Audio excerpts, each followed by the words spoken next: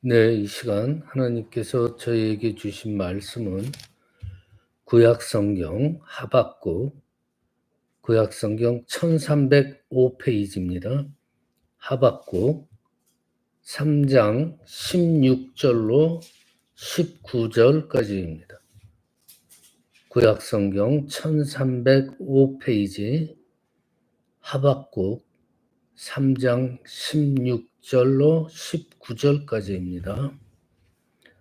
물론 스마트 주보에도 올려드렸습니다.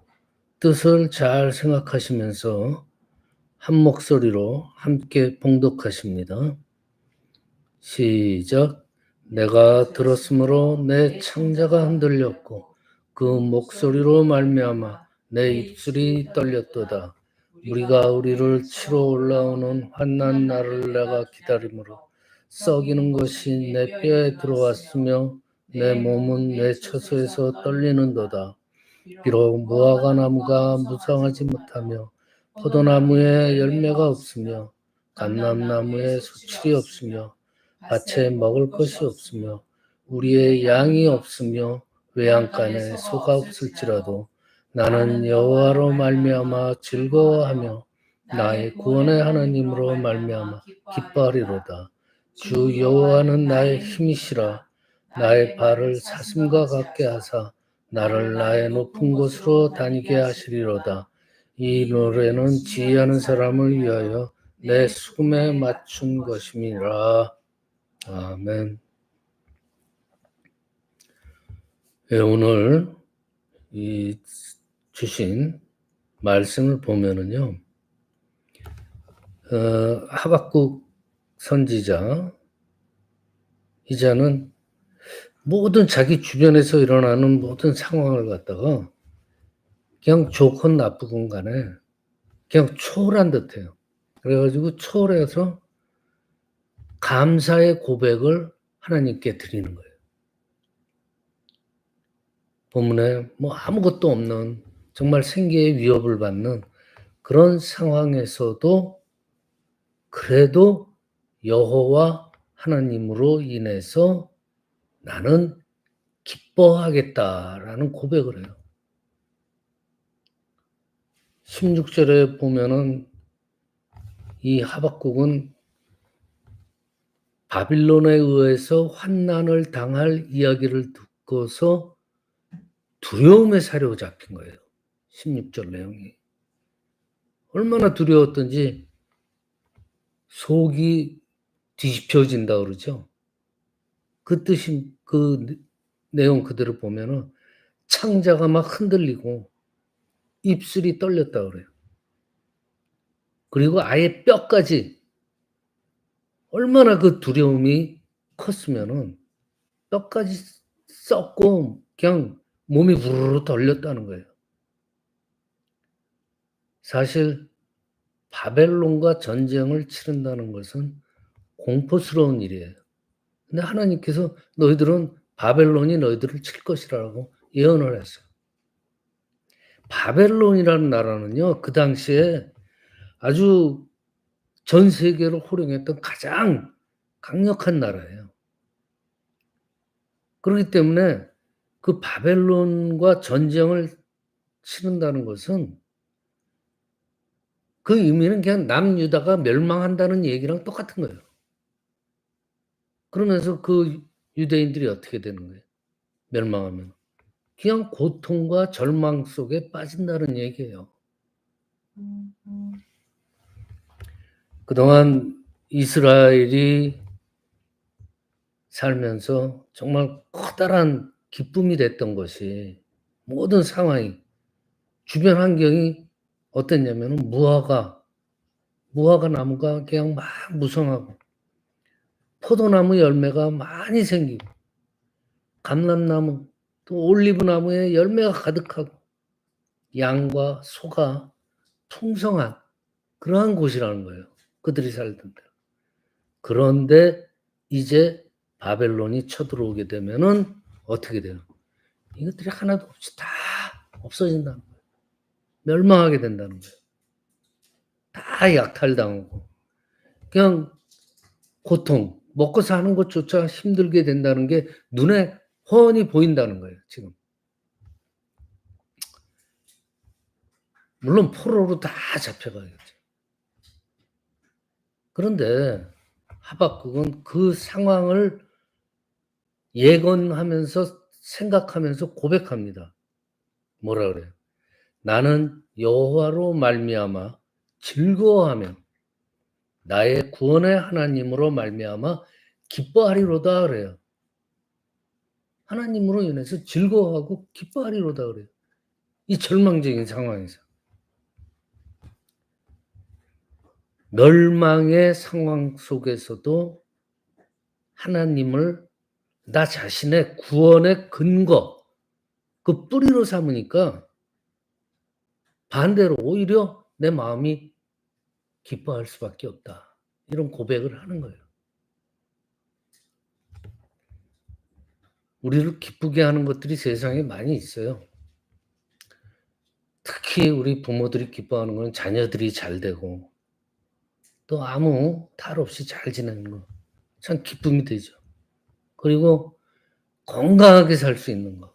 기쁨이 돼요.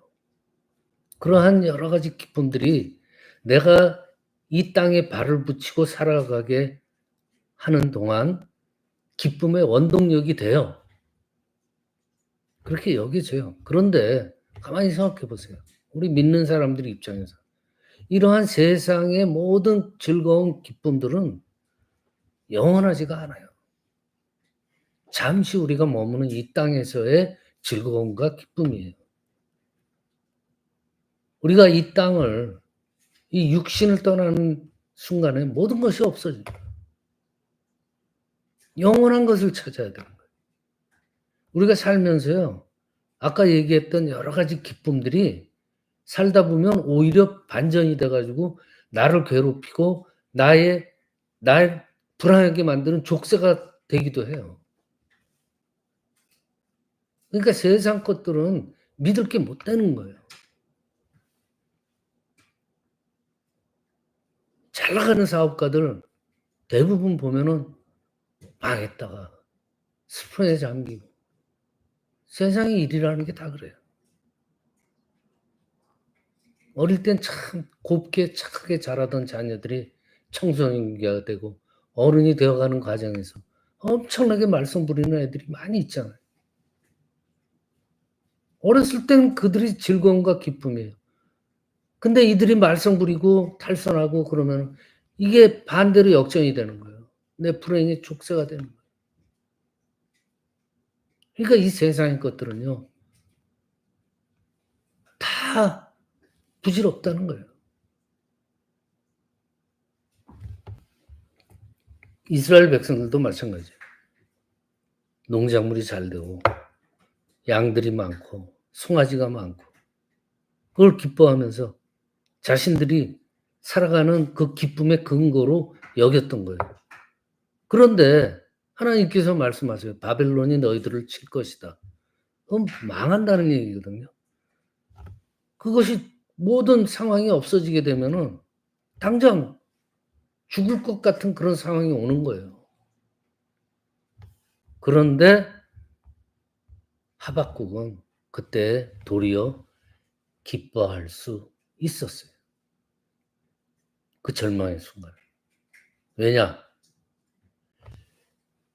하박국 자신의 기쁨의 근거를 이 세상에 둔 게 아니에요. 하박국을 구원하시는, 이스라엘 백성을 구원하시는 변함없으신 하나님께 즐거움의 근거를 두었기 때문에 그러한 상황에서도 마음이 기쁘다는 거예요. 우리가 세상에서 환난을 당하지만 그래도 기뻐할 수 있는 이유가 바로 여기에 있다는 거예요. 이 땅에 있는 것들을, 세상의 것들을 우리 구원의 근거로 삼는 것이 아니라, 기쁨의 근거로 삼는 것이 아니라 하나님을 구원의, 기쁨의, 즐거움의 근본으로 여겨야 되기 때문에 이것이 중요하다는 얘기를 오늘 하박국 선지자가 강조하는 거예요. 그러면서 하박국이 믿는 게 뭐예요? 속으로 믿었던 게 있잖아요. 하나님은 긍휼하신 분이라. 그걸 믿은 거예요. 남유다가 죄로 인해서 바벨론에게 멸망당할 것을 하나님께서 말씀하시잖아요. 남유다가 바벨론에게 망하고 포로로 잡혀가지만은 그들을 구원하시겠다고 또 말씀을 하셨다는 거예요. 그런데 그들을 그 구원하는 그 근거가 뭐예요? 하나님이 벌도 주시고 구원하시겠다는 거예요. 이 구원의 의미는 하나님께서 우리를 긍휼히 여기심으로, 그러니까 처음부터 아예 우리를 내치는 게 아니고 우리를 긍휼하게 여기심으로 고난도 주고 우리를 구원하시겠다는 거예요. 그게 하나님의 긍휼의 원리라는 거죠.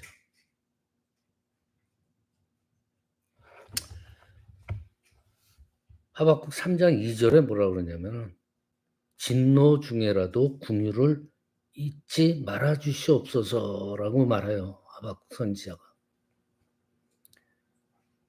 기도하는 거예요. 긍휼을 잊지 마시고 베풀어 주십시오. 하나님의 긍휼을 믿기 때문에 기도를 하는 거예요. 근데 따지고 보면요, 그 당시 남유다는 먹을 것이 풍부하고 그냥 세상에서의 평안함을 즐기고 있었기 때문에, 그러다 보면 인간은 어떻게 타락된 생활들을 많이 해요. 그러니까 어떻게 보면 남유다라는 그 집단이 하나님의 긍휼을 받거나 구원을 받은 만한 그러한 어떤 일도 한 적이 없어요. 그냥 자기들 지멋대로 그냥 살아간 거지. 왜? 하나님을 진노케 만들었잖아요, 지금. 도리어 하나님을 진노케 만든 그러한 남유다 백성들이에요. 그 남유다 백성들을 강하게 하고 풍요케 하시면 더욱더 이 남유다 백성들이 하나님 말씀대로 더욱 순종하며 살아야 되는데 오히려 불순종으로 거역하면서 살았다는 얘기예요. 그래서 하나님께서 너희들 바벨론에게 멸망할 것이다 라고 말씀하시죠. 그럼에도 불구하고 그들의 구원이 되어주신다는 것, 이것이 또한 하나님의 긍휼이라는 거예요. 하박국은 생각을 해요. 유다 백성들이 정말 죄를 많이 짓고 그런 생활을 하는데 이 죄로 따지거나 여러 가지 행실로 따지면은 멸망받아서 마땅해요. 하박국도 그렇게 생각을 해요. 그렇지만 하박국은 뭘 믿냐면요, 하나님의 긍휼로 우리가 다시 구원받을 것을 알고 있었어요. 그렇기 때문에 하박국은 하나님으로 인해서 기뻐할 수가 있었던 거예요. 바로 이 포인트를 우리는 잘 봐야 돼요.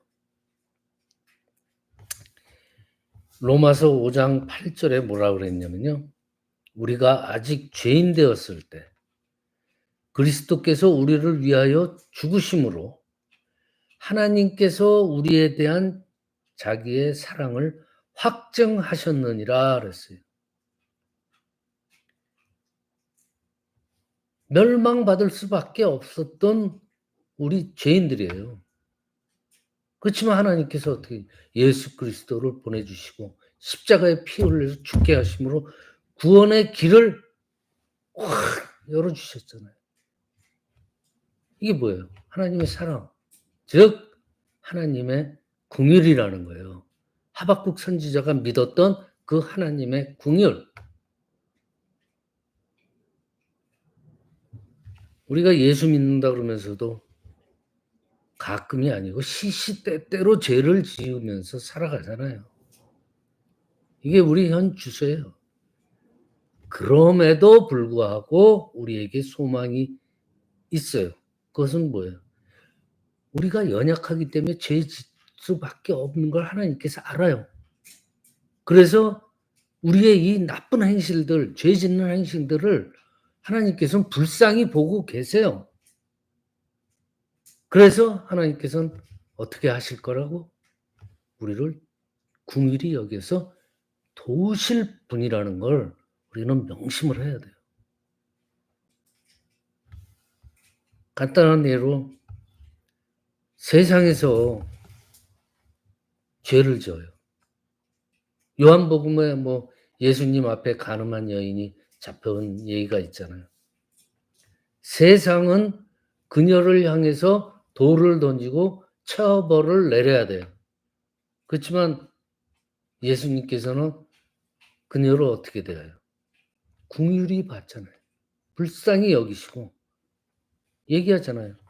나도 너를 정죄하지 않으리니 가서 다시는 죄를 짓지 말거라. 그러잖아요. 그게 바로 하나님의 긍휼이에요. 예수님의 긍휼이에요. 이 말은 뭐예요? 하박국 때나 예수님 이 여인, 간음한 여인 때나 지금이나 똑같은 거예요.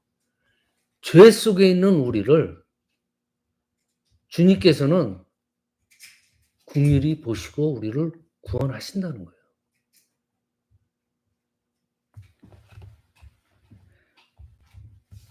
그리고 또 하박국이 믿었던 게 뭐예요? 마지막으로. 하나님은 나의 힘이 된다는 거예요. 나를 긍휼히 여시고 구원해 주시고 또 새로운 삶을 살아갈 수 있도록 힘을 주신다는 걸 믿는 거예요. 힘. 자, 하박국 선지자한테 바벨론이 쳐들어올 거라고 그래요. 이건 멸망의 뜻이라고 그랬죠. 많은 환난들이 일어날 것을 예언해요. 모든 자기 세상살이의 힘이 되었던 것들이 이제 다 날아가게 생긴 거예요. 그러면 어떻게 돼요? 절망이에요. 절망적인 순간에 사람들은 어떻게 돼요? 다리에 힘이 쭉 빠지죠. 풀썩 주저앉게 돼요. 앞이 깜깜해지죠. 근데 하박국 선지자는 힘을 얻고 거기서 뛸 것이라 그래요. 하나님께서 내 자신의 발에 힘을 주실 것이라는 것을 믿기 때문에. 그렇기 때문에 하박국은 이 환난 당하는 것에 대해서 절대로 절망하지 않는 거예요. 바벨론이 쳐들어올 걸 알면서도 절망하지 않는 거예요. 구원의 하나님을 믿고 다리에 힘을 주고 다시 일어나 뛰겠다는 거예요. 왜냐? 하나님을 믿으니까. 하나님께서 우리와 함께 계심을 믿으니까. 그러니까 환난을 바라보는 눈이 차원이 틀려지는 거예요. 우리도 이 세상 살면서 그런 남다른 차원의 눈이 바뀌어야 되는 거예요. 고린도전서 10장 13절에 사람이 감당할 시험밖에는 너희에게 당한 것이 없나니 오직 하나님은 미쁘사 너희가 감당치 못할 시험당함을 허락치 아니하시고 시험당할 즈음에 또한 피할 길을 너희로 능히 감당하게 하시느라. 시험도 주셔요. 그 시험을 주시는 데에는 하나님께서 많은 뜻이 있는 거예요. 그 시험도 주시지만 피할 길도 주신다는 거예요. 긍휼의 하나님이시니까. 우리는 그걸 믿어야 돼요. 그러니까 어떻게 해야 돼요? 그 시험을 당할 때 우리는 강하게 담대하게 하나님의 순종하면서 이겨내야 되는 거예요. 그러면 하나님이 이쪽에 마련하는 길이 있다는 거죠. 그러니까 시험 당할 때 절망하면 안 된다는 거예요.